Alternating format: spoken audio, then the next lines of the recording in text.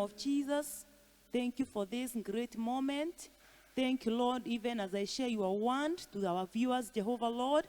We speak your blessings. May the favor of the Lord locate each one of us in the name of Jesus. Dear Lord, I pray for the anointing that breaks every yoke. I pray for the favor of God to locate every viewer in the name of Jesus. Thank you, Lord, for your goodness. Thank you for your mercies. Even as we celebrate this Guild Week, Jehovah, we pray for your divine intervention in the name of our Father. Thank you for your faithfulness. Thank you for your love, oh God. We declare that this is a great day, Jehovah, Lord. I declare that the blessings of the Lord shall locate each one of us in the name of Jesus. Thank you, Father. Thank you for who you are. I pray for deep interpretation of your word in our lives. In the mighty name of Jesus. We thank you, Lord. We honor you, our God. In Jesus' name I pray. Okay, praise the Lord. I thank God for this great moment. It is a day that we are celebrating our Guild Week in a unique way. That we are not celebrating it the way we celebrated it last years. This is because of the coronavirus pandemic. But I thank God because of his faithfulness. He is still on the throne, and he shall remain to be gone forever. And I want to speak about do not forget the Lord. And the theme that you have been given for this year, it has come the right time. That it was a speech or a sermon of Moses to the Israelites. And Moses' emphasis is on the Israelites' obedience and loyalty to God. He reminds them that the possession of the promised land depended on the obedience of the laws God had given them. And he consistently reminded them that they should never forget where they came from.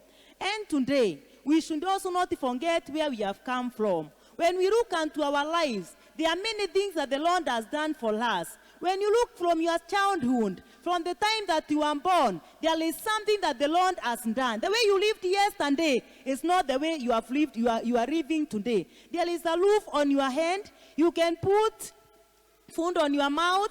You can put on good clothes. And this is the doing of the Lord. And Moses is giving the Israelites the secret of finally possessing the land. And he reminds them of the following. The first one, he tells them, "Oh Israel, remember, one, the Lord promised an oath to your ancestors about the gift of this land." That is the promised land, the land of Canaan. "And the Lord, your God, led you all the way in the wilderness for 40 years. He reminded them that God had led them for 40 years in the wilderness. He gave them manna, the food that their ancestors never knew about. And he fed them in the wilderness. He protected them. And it reminds them never to forget the Lord their God. Number 3, he reminds them that the clothes, your clothes did not wear.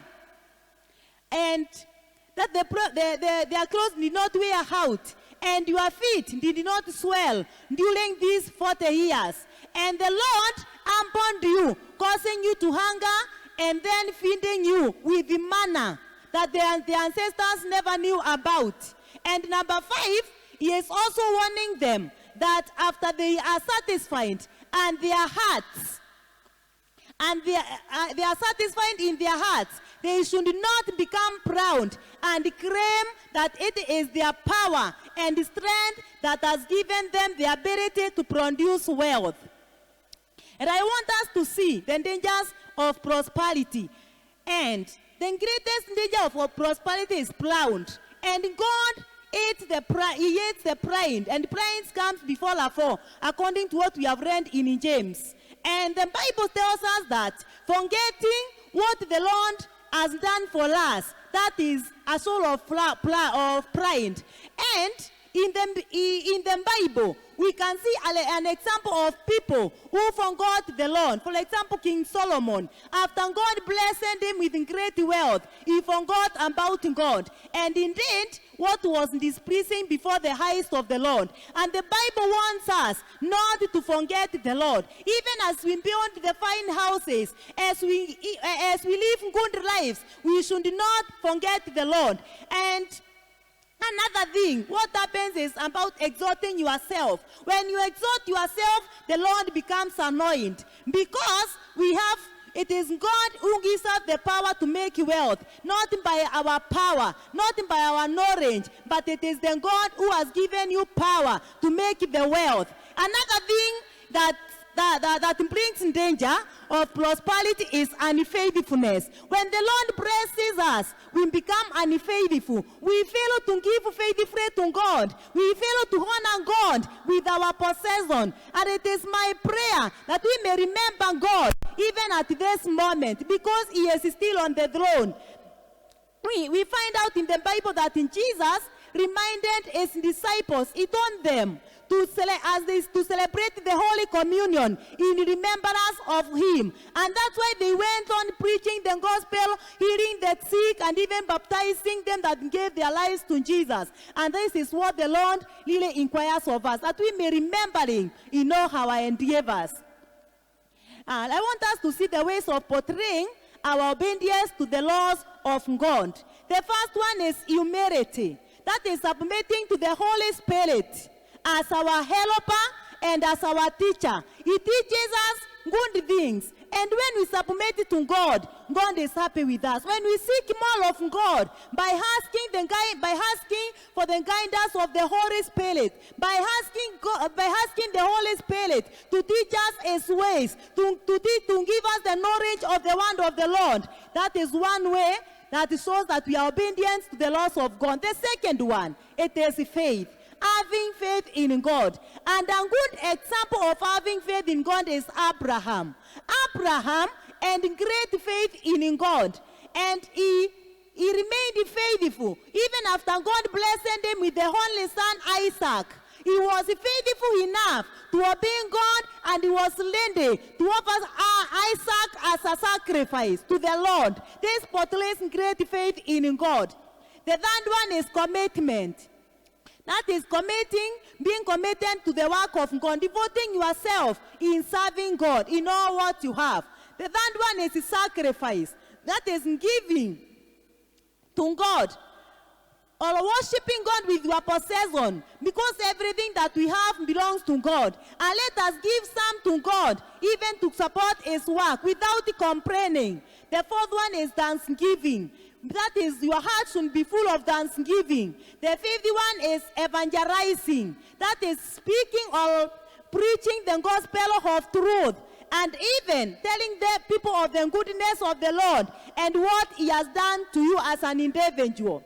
The seventh one is love for God and his people. That is when we become kind to our fellow human beings. That is the way we show love to God. And the best example of love is God himself. He gave his only begotten son, Jesus, that he may die on the cross for our sins. That is a great soul of love and great love that God has for mankind. And he intends us to show the same love by devoting ourselves to him and even sharing the love of Christ with other people. The next one is prayer. When we pray, we talk to God. And when we pray, we show that we have an obedience to this God, and we speak to him all the time. And by this, we portray great love to God. There are also consequences of forgetting the Lord. And we find that in the book of Deuteronomy. And the consequences, the Lord says, if you forget, when we forget the Lord our God, he will destroy us. So distraction is one of the consequences of forgetting the Lord. And this is what the world is facing. God is annoyed with mankind. And when he is annoyed with mankind, he has brought distraction to the whole world. That is to show that the knowledge of humankind is useless. Before the Lord, it is nothing. You see what we are facing in the world today? It shows that our knowledge and our wisdom is nothing compared to our supreme God, who is all powerful. And he has put the world in his hands, and he can be able even to finish it within a minute. But he is God. He is full of mercy. We can find out that, I want us to see that God is annoyed with the world or with his people. The first thing that we have experienced is the locusts. They swept away all our crops. And the next one is the flood that has claimed many people, the lives of many people, even more than the COVID-19. And what we are experiencing now, it is the COVID-19. And God, that shows us that God is anointed with the whole world. But He is still merciful. We are not consumed. You are alive. And you are listening to the word of God because the Lord has kept you. And I pray that you may not forget the Lord your God. Even at this moment, the Lord has kept you. I want you to look at your life and see the blessings that the Lord has bestowed upon you. And when you just find out what the Lord has done, just give a sacrifice of worship and of thanksgiving for the doings of the Lord. You see, why God has brought destruction in our nation, in the whole world, it is because when you find out, let's see the white men, they have a lot of knowledge. They have even the knowledge to mix an ova and a sperm and even to produce a human being. But they can't find a cure for this, just a flu. That shows that in God is more powerful even than the knowledge of humankind. And that's why He wants the people of Israel, do not forget the Lord your God. And He says, if you ever forget the Lord your God, He will bring destruction. And that is exactly what the Lord has done. And I pray that because you can hear me, I pray that you may not forget the Lord your God. May the Lord uphold us. May we stick in Jesus. May we do what is right before the Lord. May we use our time to worship and even to thank God for this far. Let us not forget where the Lord has taken us from. Let us not forget our humble beginnings. There is a time you are sick and the Lord healed you. There is a time it was difficult for you even to find food to put on your mouth, but now you can feed yourself. Let us thank God for that. The houses that you lived in before, they are not the ones that you are living into now. Today you are living in fine houses, and that's why the Lord is telling us, when you are blessed and you are living in fine houses, do not forget the Lord your God. When the Lord has blessed you with great hands and flocks, we have enough goats and sheep. You have great flock. He has blessed us with great blessings. Do not forget the Lord your God. It is a caution. We are warned not to forget the Lord our God. He is God, and He has power even to destroy the wealth that He has bestowed upon you. So it is good to be careful, and let us not forget the Lord our God. Let us acknowledge of who God is in our lives through the lifestyle that we are living. Let our lifestyle reflect the amount of faith that we have in Christ Jesus. We are called to trust in Jesus alone. We are counted as children of God because Jesus paid the price for our salvation. And as Moses insisted that the children of Israel should keep the law, even today, we are supposed to observe the law of God. We should follow the example of Jesus. Being the Son of God, He humbled Himself even unto death, and death on the cross. And let us stick on this God. Let us praise God in all that we do. And that is in James, the second reading that we learned. James talks about wilderness and its results. And I want us to see that. He challenges the Christians to choose between God and the world's value. And he tells us that. He points out that selfish ambitions fight against spiritual motives and ambitions. And it is upon us that we may choose to do what is pleasing before the eyes of the Lord. And by this, God will bestow His blessings upon us.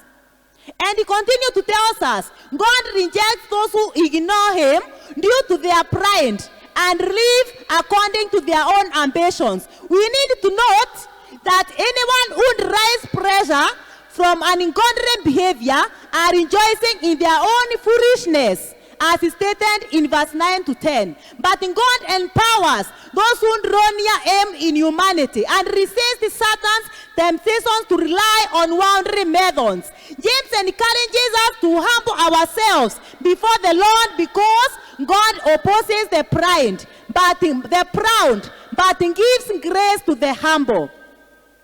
And thus, as God blesses and prospers us, we ought not to forget him, but remain humble, so that he can continue lifting you up.